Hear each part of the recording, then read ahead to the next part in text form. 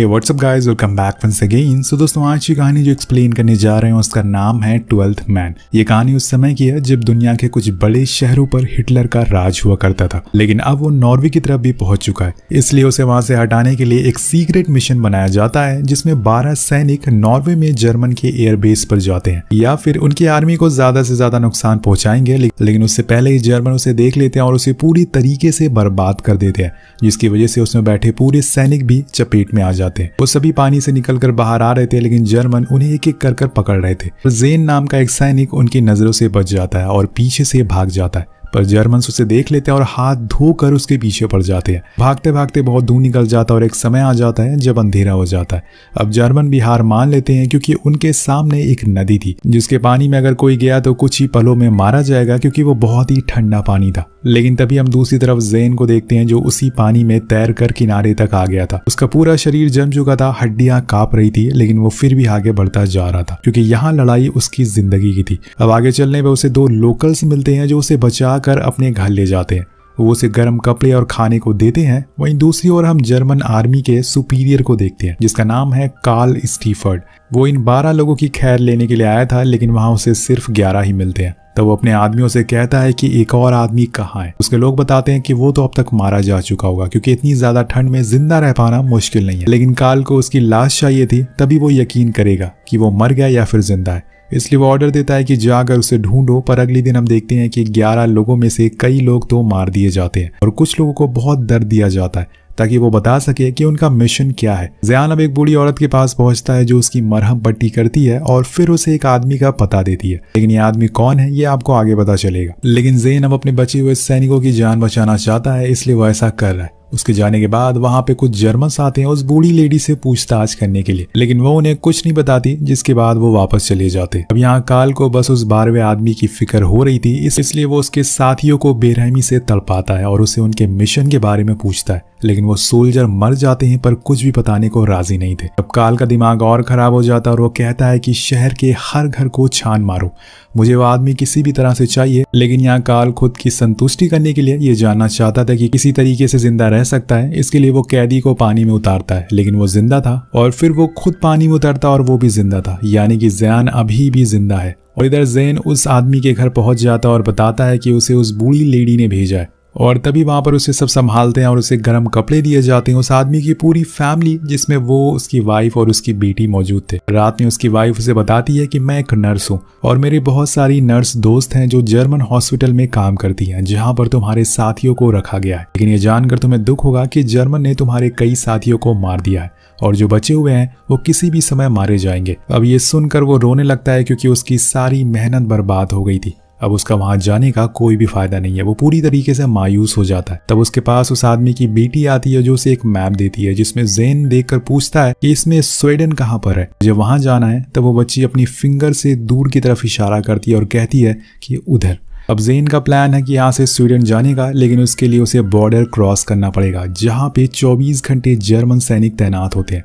Well, देखते हैं कि आगे क्या होता है। दूसरी तरफ हॉस्पिटल में एक नॉर्वे सिपाही के पास एक नर्स आती है जो असल में उस आदमी की वाइफ की दोस्त थी। वो उसे बताती है कि तुम्हारे 12 साथी अभी भी जिंदा हैं, लेकिन उस आदमी को इतना दर्द दिया गया था कि वो ये बात सुनते ही अपना दम तोड़ देता है। अब कैंप में जितने लोग बचे हुए थे जो कि ज़ेन के साथ थे, उन्हें अब बाहर लाया जाता है और सबको लाइन में खड़ा करके एक एक करके गोली मार दी जाती है। ये पूरा सीन बहुत ही ज्यादा दर्दनाक होता है। अब एक इंसान किस हद तक पावर के लिए क्या कर सकता है ये हमें दिखाने की कोशिश की गई है। जिसके बाद कार्ल कहता है कि मुझे ऐसे ही 12th मैन भी चाहिए, लेकिन उसका आदमी कहता है कि वो तो अब तक मर चुका होगा। पर कार्ल मानने को तैयार नहीं था, उसे हिटलर को ज़ेन की लाश देनी थी।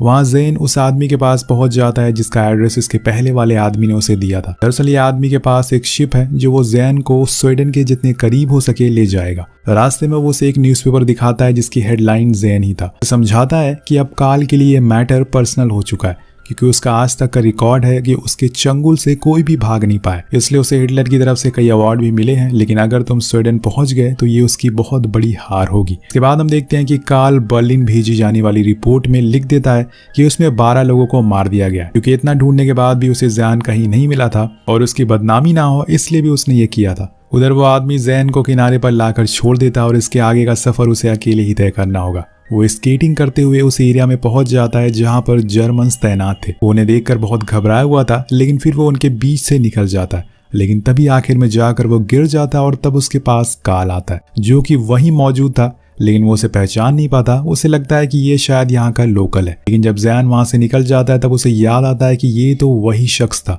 जिसे वो इतने दिनों से ढूंढ रहा है। और ये पता चलते ही वो प्लेन से उसके पीछे पड़ जाता है। उधर जैन पूरी ताकत से आगे बढ़ता जा रहा था, लेकिन ठंड की वजह से उसके हाथ पैर जम चुके थे। तभी वो उसे प्लेन दिखाई देता है जो उस पर लगातार गोलियां चलाना शुरू कर देता है, जिससे जैन और तेजी से आगे बढ़ता है। लेकिन तभी वहां पर एवलांच आ जाता है जिससे वो बच नहीं पाता और उसी में दब जाता है, जिसकी वजह से वो जर्मन प्लेन को भी कहीं दिखाई नहीं देता।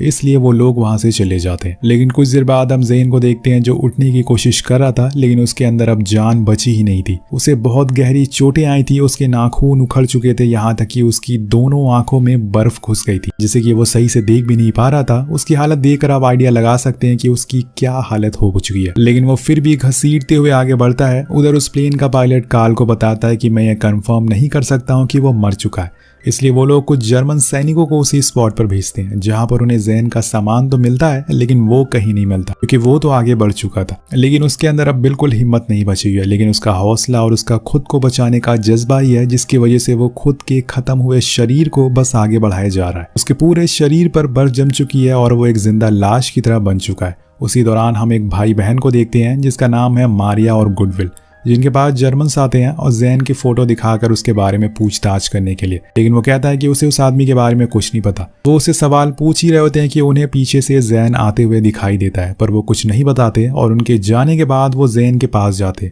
जो कि घर में बेहोशी हालत में पड़ा हुआ था। वो फौरन उसकी मदद करते हैं, लेकिन वो लेडी जिसका ये घर था वो बहुत ही ज्यादा डरी हुई थी क्योंकि पूरे शहर में उसके पोस्टर लगे हुए थे कि अगर किसी ने जैन की मदद की तो उसे मार दिया जाएगा। लेकिन मारिया और गुडविल उसकी मदद करते हैं और उसका इलाज करते हैं और उसे खाने को भी देते हैं। दूसरी ओर कार्ल के पास एक सैनिक कुछ सामान लेकर आता है जो जैन का था, जिसमें कार्ल को वो मैप भी मिलता है जिसे देखकर वो समझ जाता है कि वो कहीं दूर जा रहा है, शायद वो स्वीडन की तरफ जा रहा है जहां पर हिटलर की हुकूमत नहीं है। दूसरी तरफ गुडविल ने जैन का बहुत ही ख्याल रखा था, जिस वजह से उसे आज पूरे 12 दिन बाद होश आता है। लेकिन अब वो यहाँ से जाना चाहता है, पर गुडविल कहती है कि उसे अभी थोड़ा और आराम करना होगा। इस बीच वहां पर फिर से कार्ल आ जाता है अपने सिपाहियों के साथ। उसे खबर मिली थी कि जैन को यहाँ पर देखा गया है और इसीलिए वो खुद उन घरों को चेक करता है। वो बस उस जगह पहुंच ही गया था, लेकिन आज जैन को हिटलर ने बचा लिया क्योंकि उसका दिया हुआ अवार्ड कार्ल के जैकेट से गिर जाता है, जिसे उठाने के लिए वो नीचे आ जाता है और वहां से वापस चला जाता है, जिसकी वजह से आज उसकी जान जाते जाते बच जाती है। लेकिन अब मारिया और गुडविल डिसाइड करते हैं कि वो जैन को यहाँ से कहीं दूर शिफ्ट कर देंगे ताकि उसे कोई भी जर्मन ढूंढ ना पाए। अब वो उसे ले जाकर एक झोपड़ी में छुपा देते हैं और कहते हैं कि तुम्हें कुछ दिन यहीं पर रहना होगा।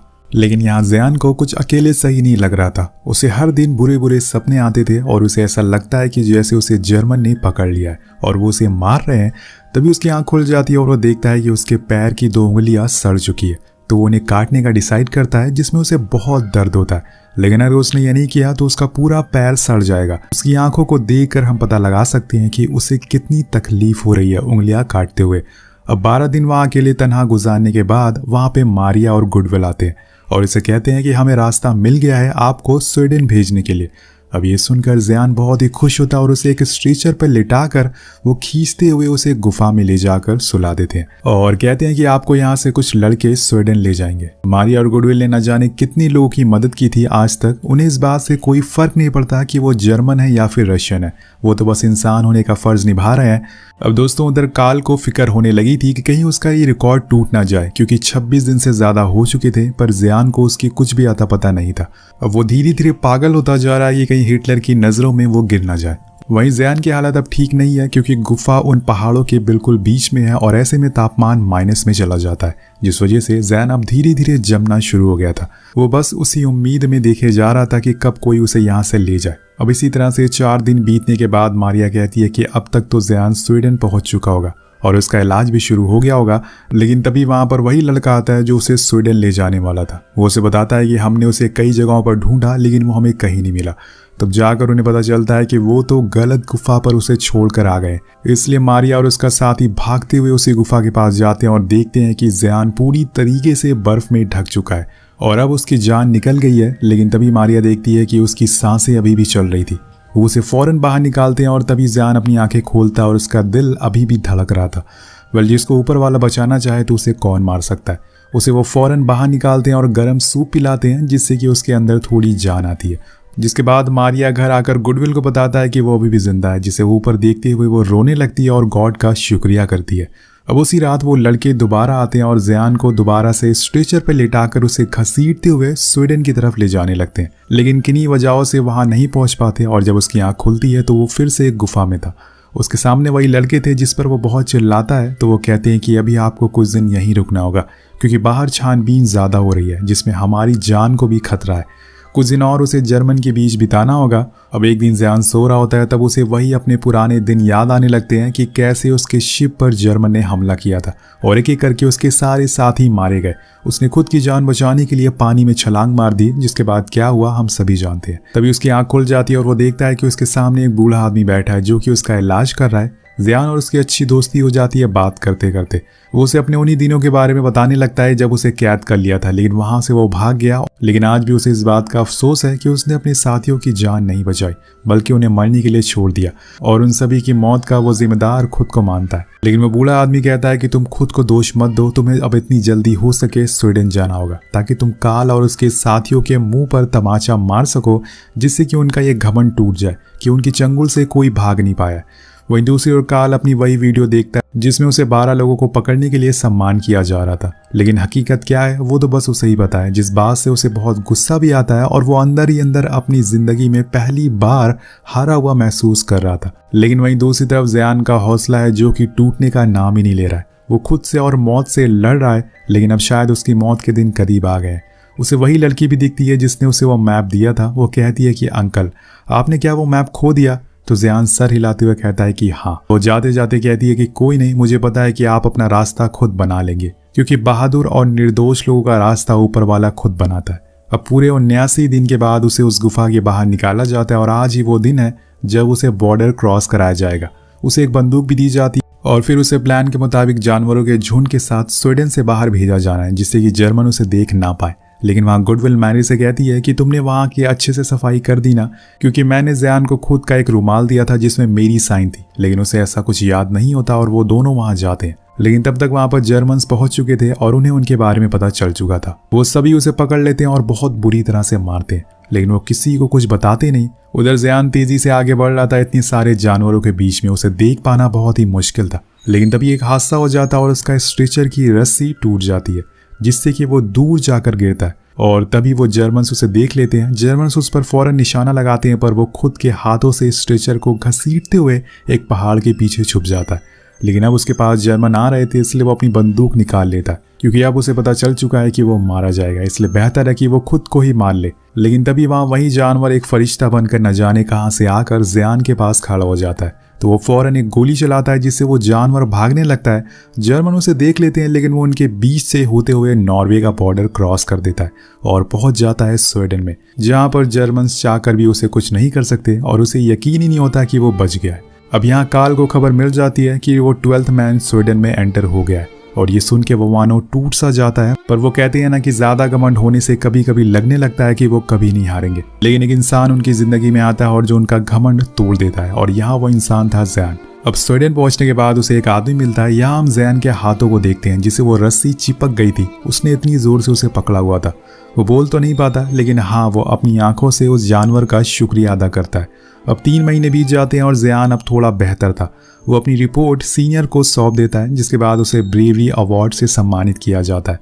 लेकिन उसने ये अवार्ड लेने से मना कर दिया क्योंकि बहादुर वो नहीं बल्कि वो बूढ़ी औरत, वो भाई बहन और वो 4 लोग थे जिन्होंने उसे 150 दिन से ज़्यादा जिंदा रखा और उसे घर दिया, उसे खाना दिया। अगर वो नहीं होते तो आज वो उनके सामने खड़ा नहीं होता। तो कुछ सालों बाद जंग खत्म हो जाती है और मैरी और गुडविल दोनों अभी भी जिंदा थे। हिटलर के मर जाने के बाद कार्ल को फांसी की सजा होती है और कुछ इस तरह से बुराई का अंत होता है और अच्छाई की जीत। और इसी के साथ ये कहानी खत्म हो जाती है। तो आपको ये हार ना मानने वाली कहानी कैसी लगी नीचे कमेंट करके जरूर बताइएगा। मिलते हैं आपसे अगली वीडियो में। Thank you so much watching. Peace out.